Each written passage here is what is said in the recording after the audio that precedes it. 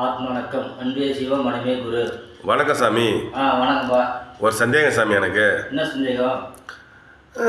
எப்படின்னா நம்ம ஒரு காலத்தில் பார்த்தீங்கன்னா ஒரு காலம் கூட கொஞ்சம் ஒரு 10-15 வருஷம் முன்னாடி தான் உணவு கடை அங்கே எப்பயாவது ஒரு இட்லி கடை ஏதோ ஒன்று தான் இருக்கும். இப்போ பார்த்தீங்கன்னா நைட்டு ஃபுல்லாக உணவு கடை இருக்குதுங்க. நைட்டு ஃப்ரைட் ரைட்ஸு, பிரியாணி, நைட்டில் கூட பிரியாணி என்னென்னமோ செஞ்சு போட்டு விற்கிறாங்க.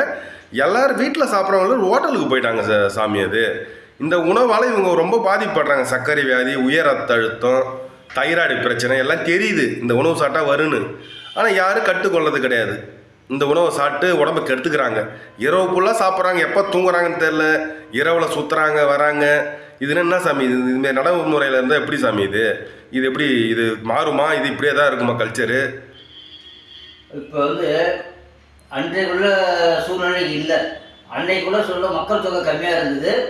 எங்கேயாவது ஒரு கடை இருக்கும். பெரும்பாலும் கடையிலே சாப்பிட மாட்டாங்க. எல்லாம் வீட்டில் தான் சரி சாப்பிடுவாங்க. வெளியே வாங்கி சாப்பிட்ற பழக்கமும் அப்போ கிடையாது. அதேமாரி இந்த துரித உணவுகளும் அப்போ கிடையாது. எப்பயாவது ஒரு நாளைக்கு வீட்டில் செய்வாங்க, வீட்டு பண்டிகை நாளில் செய்வாங்க. அதோட சரி இந்த கூட கஞ்சி குடிச்சு போயிருந்தாங்க. இன்றைக்கி உள்ள காலகட்டம் எல்லாரும் படிச்சுக்கிறாங்க, நல்ல வேலை செய்கிறாங்க, நல்லா சம்பாதிக்கிறாங்க. அப்போ என்ன இப்போது வீட்டில் ஆணும் பெண்ணும் வேலை செய்கிறாங்க. அப்போ வீட்டில் சமைக்கிறது நேரம் கிடையாது, நேரம் பத்தலை. அப்போ ஷிஃப்ட்டு மாறுது, பல பிரச்சனை உருவாகுதுனால என்ன செய்கிறாங்க, சோம்பேறித்தனம் அதிகமாகி எல்லாமே இப்போ அது மட்டும் கையால் தான் உரல் ஆட்டி செஞ்சாங்க, இடித்தாங்க, எல்லாம் செஞ்சாங்க. இப்போ மிக்சி கிரைண்டர் எல்லாம் அதை செய்யறதுக்கு கஷ்டப்படுறாங்க. வீட்டில் ஜாமான் வளர்க்கணும், ஜாமான் செய்யும் போது ஒரு வேலைக்கும் காப்பி போடுறாங்க, டீ போடுறாங்க, அப்புறம் டிஃபன் செய்கிறாங்க, அப்புறம் மதியம் சாப்பிட நைட் சாப்பிடுவோம். பொருள் சாப்பிட்றவங்க ஏன் கழுவுறது பெரிய பிரச்சனை.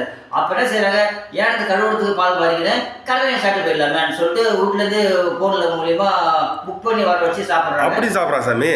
இப்போ பார்த்தீங்கன்னா ரோட்லேயே போகிறோம், நடு ரோட்டில் அடுப்பு வச்சுக்கிறாங்க.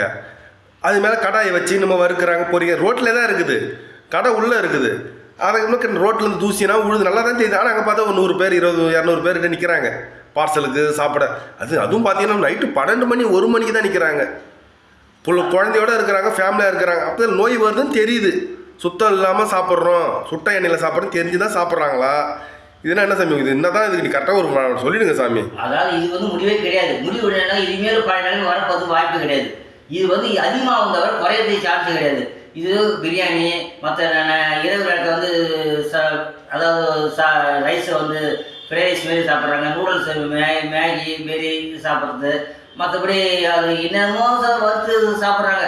இந்த முறையில் உடம்பு கெடுக்கிறது செரிமானத்தன்மை குறைஞ்சிடும். பிள்ளைங்களுக்கு அது ஏற்றுக்காது. அது வயிற்றால போகிறது,